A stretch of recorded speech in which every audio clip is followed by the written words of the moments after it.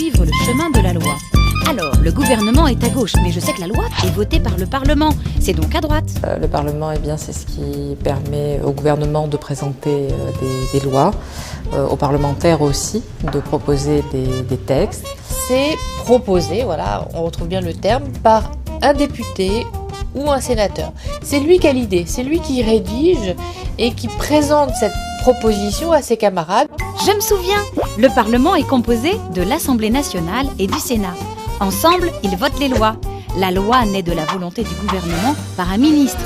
C'est le projet de loi.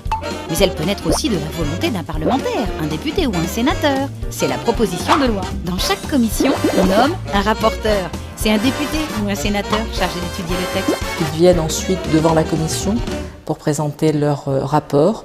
Et donc on est appelé à se prononcer sur ce travail-là. Et puis ensuite, le texte est examiné dans l'hémicycle.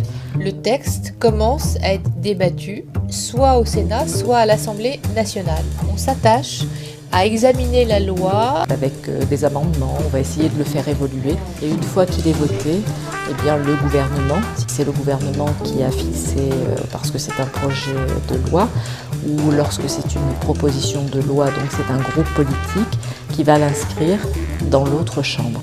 Tiens la navette, je vais la prendre. Il ne faut pas que je perde de vue le texte. Je sais que ce n'est pas vraiment un bus, c'est le va-et-vient du texte entre les deux chambres.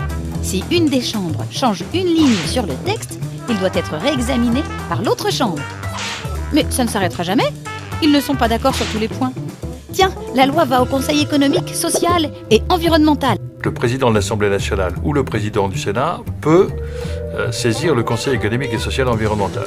C'est une assemblée effectivement qui n'est pas une assemblée de décision politique, c'est une assemblée de consultation et qui émet des avis aux décideurs. Alors c'est vrai pour la société civile, pour les citoyens, c'est aussi vrai pour les décideurs politiques. D'accord, le Conseil économique, social et environnemental peut étudier pour un parlementaire ou un membre du gouvernement les grandes questions qu'il se pose. Il les aide ainsi à trouver des solutions. Ils rendent un avis.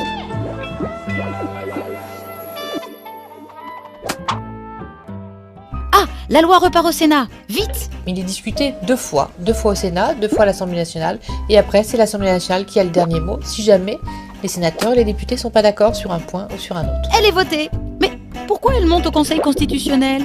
Et nous regardons si ces lois, elles respectent les grands principes de liberté, d'égalité, de fraternité. Le Conseil constitutionnel est le gardien de la Constitution. Une fois validée, elle est envoyée au président de la République pour qu'il la signe. Ensuite, direction le journal officiel pour qu'elle paraisse.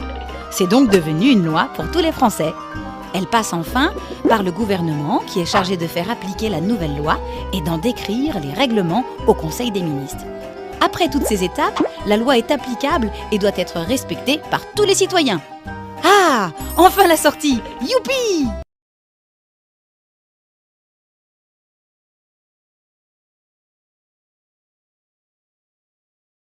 Alors le député est élu pour 5 ans, c'est le suffrage universel direct. Donc il est issu d'un territoire qu'on appelle une circonscription. Le suffrage universel direct, je sais ce que c'est. C'est lorsque tous les citoyens sont appelés à voter directement. Aux élections législatives, on élit les députés de l'Assemblée nationale pour 5 ans. Oh. Quelle est la deuxième chambre du Parlement? Un sénateur t'aidera. C'est ici? Oui, voilà le Sénat. Qu'est-ce qu'un sénateur? Un sénateur, c'est un parlementaire. Un parlementaire, c'est un élu de la République qui siège soit à l'Assemblée nationale, soit au Sénat. La particularité des sénateurs, c'est qu'ils sont élus par ce qu'on appelle les grands électeurs. D'accord, le Parlement comprend 2 chambres, l'Assemblée nationale et le Sénat. Les parlementaires, ce sont à la fois les sénateurs et les députés. Les députés sont élus directement par les Français. C'est le suffrage universel direct. Les sénateurs, eux, sont élus au suffrage universel indirect par les grands électeurs. Il y a les maires, les conseillers généraux, les conseillers régionaux et les députés. Tous les élus, quels qu'ils soient d'un même département, votent pour leur sénateur ou leur sénatrice. Les sénateurs sont élus pour 6 ans. Auparavant, c'était 9 ans, mais la durée de leur mandat a été réduite.